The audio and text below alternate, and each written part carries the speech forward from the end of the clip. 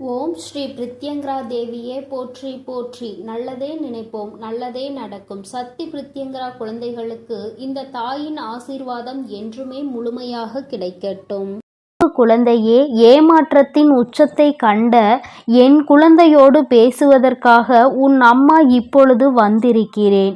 என் தங்கமே, சுற்றி இருப்பவர்கள் எல்லோருமே நல்லவர்கள் என்று நினைத்து கொண்டிருந்த நேரத்தில் பல ஏமாற்றங்களை அவர் மூலமாகவே நீ சந்தித்தாய். பல துரோகங்களை அவர்களிடம் இருந்தே பெற்று கொண்டாய். இவை எல்லாவற்றிற்கும் ஆறுதல் என்று நினைத்த உறவிடம் இருந்து இப்பொழுது கிடைக்கின்ற ஒரு ஏமாற்றத்தை தான் உன்னால் தாங்கிக் கொள்ள முடியவில்லை. என் தங்கமே, ஆறுதலுக்கென்று வைத்திருந்தவரே நம்மை காயப்படுத்தும் பொழுது இவரால் தான் நமக்கு ஆறுதல் கிடைக்கும் என்று நினைத்து கொண்டிருந்த வேளையில் வாழ்க்கையின் கடைசி பிடிமானமே இந்த ஒரு உறவுதான் என்று நினைத்து கொண்டிருந்த பொழுது அந்த உறவினால் உனக்கு அவமானம் ஏற்படுகிறது. அந்த உறவினாலேயே ஒரு துரோகத்தை உனக்கு செய்ய முடிகிறது என்றால் துரோகத்தின் உச்சம்தானே, ஏமாற்றத்தின் உச்சம்தானே அது. என் தங்கமே, இப்பேற்பட்ட சூழ்நிலையில் இருக்கின்ற என் குழந்தைக்கு ஆறுதலாக யாருமே இல்லை என்றாலும் இந்த வராகி நான் இருப்பேன் என்றும் உனக்கு என்பதை உணர்த்துவதற்காக என் குழந்தையின் வாழ்க்கையில் முக்கியமான ஒரு செய்தியினை தெரிவிப்பதற்காகவும் உன் தாயானவள் இன்று வந்திருக்கிறேன். என் தங்கமே, சுற்றி நடக்கின்ற விஷயங்கள் என்னவாக வேண்டுமானாலும் இருந்துவிட்டு போகட்டும். யார் வேண்டுமானாலும் என்ன வேண்டுமானாலும் பேசிவிட்டு போகட்டும். தங்கமே, பச்சோந்தி எப்படி இடத்திற்கு ஏற்றாற் போல தன்னுடைய வண்ணத்தை மாற்றிக்கொண்டே இருக்குமோ அதுபோல மனிதர்களும் அந்த இடத்திற்கு தகுந்தாற் போல தன்னுடைய எண்ணங்களை மாற்றிக்கொண்டே இருக்கிறார்கள். உன்னிடத்தில் நன்றாக பேசிக் கொண்டிருந்தவர்கள் இன்னொருவரிடம் நன்றாக பேச வேண்டிய சூழ்நிலை வந்துவிட்டால் அவர்கள் உன்னை விட சற்று வசதி படைத்தவர்களாக இருந்தால் உடனே வண்ணத்தை மாற்றிக்கொண்டு அந்த பக்கம் சென்று பேசுவது, இதுதான் இவர்களினுடைய இயல்பான குணமும் கூட. மனிதர்களை பற்றி சரியாக தெரிந்து கொள்ளாமல் யார் என்ன சொன்னாலும் யார் என்ன செய்தாலும் சரி என்று நினைத்து கொண்டிருக்கிறாய். சுற்றி வருகின்றவர்கள் உன்னிடத்தில் இருந்து ஏதேனும் ஆதாயம் கிடைக்குமா என்று மட்டுமே தேடுகின்றார்கள். அவர்களின் தேவைக்கு மட்டுமே உன்னை பயன்படுத்த நினைக்கின்றார்கள். அவர்களின் தேவை முடிந்த பிறகு உன்னை தூக்கி எறியத்தானே முயற்சி செய்கின்றார்கள். என் தங்கமே, உண்மையாகவே பழகுகின்றவர்கள் யார், தேவைக்கு பயன்படுத்துகின்றவர்கள் யார் என்பதை கூட இன்னமும் உணர முடியாமல் இருந்து கொண்டிருக்கிறாய் என்பது சிறிது ஆச்சரியத்தை தான் கொடுத்திருக்கின்றது.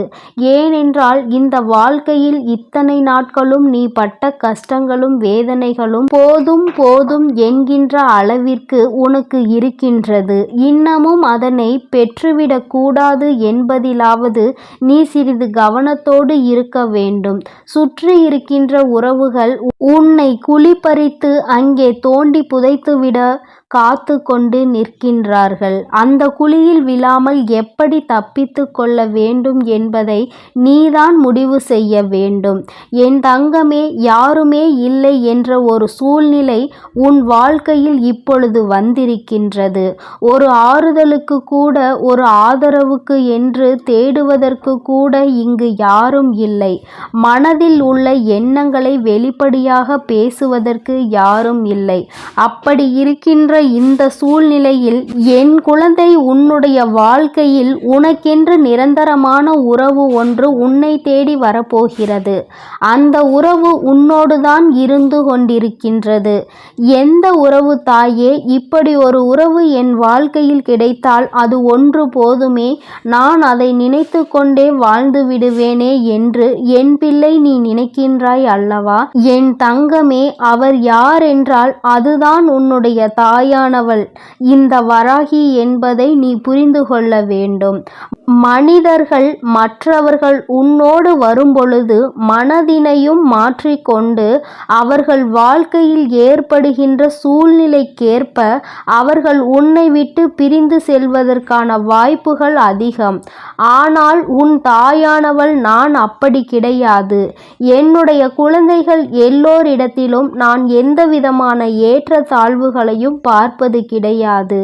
எல்லோருமே எனக்கு சமமானவர்கள்தான். எல்லோரையும் நான் என்னுடைய குழந்தைகளாக மட்டும்தான் பார்க்கிறேன். என் குழந்தைக்கு நல்ல ஒரு ஆதரவு தருகின்ற வேளையில் நான் உனக்கு நல்ல ஒரு தோழியாகவோ நல்ல ஒரு தோழனாகவோ மாறிவிடுகின்றேன்.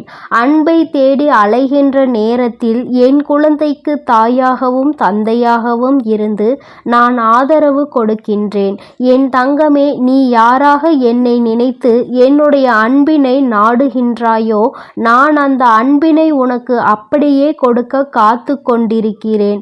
அதனால் வீணான உறவுகளுக்கு மத்தியில் உன்னுடைய வாழ்க்கையை வீணடிப்பதற்கு பதிலாக தேவையில்லாமல் நீயே உன்னை வருத்தி கொள்ளாமல் இந்த தாயின் அன்பு ஒன்றே இந்த உலகத்தில் நிரந்தரமானது என்பதை நீ புரிந்து கொண்டாலே போதும். அவமானங்கள் எல்லாம் உன்னை கண்டு பயந்து ஓடிவிடும். எந்த ஒரு சூழ்நிலையிலும் உன் வாழ்க்கையில் நீ நல்லதை மட்டுமே கண்கூடாக காண்பாய். கெட்ட விஷயங்கள் எதுவுமே உன்னை நெருங்காது. நீ எந்த அளவிற்கு மனத்தெளிவோடு இருக்கின்றாய் என்பதை பொறுத்துதான் உன்னுடைய வாழ்க்கையில் நடக்கின்ற பலவிதமான சூழ்நிலைகளில் உன்னை காப்பாற்றி மீட்டெடுக்க முடியும் என்பதை நீ புரிந்து கொள்ள வேண்டும்.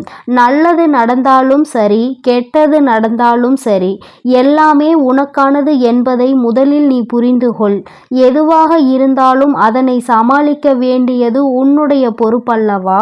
யார் என்ன சொன்னாலும் அதிலிருந்து மீண்டு வர வேண்டியது உன்னுடைய கடமை அல்லவா? வாழ்க்கையை அங்கேயே முடித்து கொள்வதல்ல வாழ்க்கை. வாழத் தொடங்க வேண்டும் இந்த வாழ்க்கையை.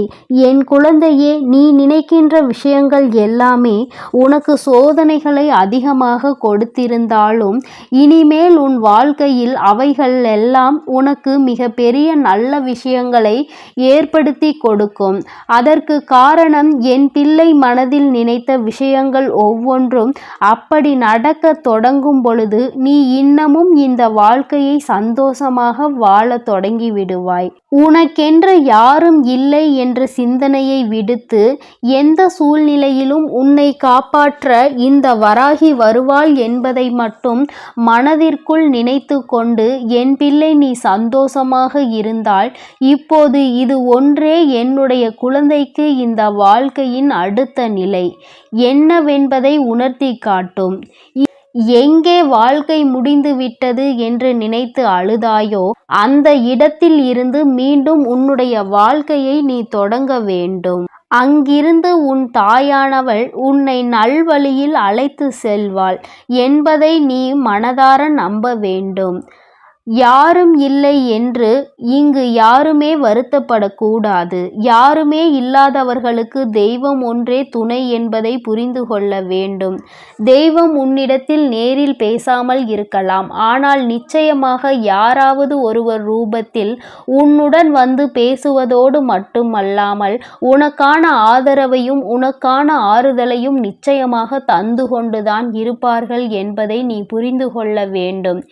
எந்த தெய்வத்தை வணங்குகின்றாயோ அந்த தெய்வத்திடம் நிச்சயமாக உனக்கான ஆறுதல் கிடைக்கும் என்பதை நீ மறந்து விடாதே. தெய்வத்தின் மீது கொண்டிருக்கின்ற நம்பிக்கையையும் பக்தியையும் இழக்காமல் எப்பொழுதும் உனக்கென்று நிச்சயமாக அவர்கள் உதவ வருவார்கள் என்று அழைத்தாலே போதும். நீ சத்தமிட்டு அழைக்க வேண்டும் என்ற அவசியம் கூட கிடையாது. மனதிற்குள் நினைத்தாலே போதும், தெய்வம் உன்னை தேடி வரும் என்பதை நீ புரிந்து கொள்வாய். வாழ்க்கையில் அடுத்த கட்டம் என்னவென்று தேடிக்கொண்டிருக்கின்ற நேரத்தில் அடுத்த கட்டம் இந்த வராகி என் கரம் பிடித்து வெற்றியை அடைய போகின்ற கட்டம் என்பதை நீ புரிந்து கொண்டால் போதும்.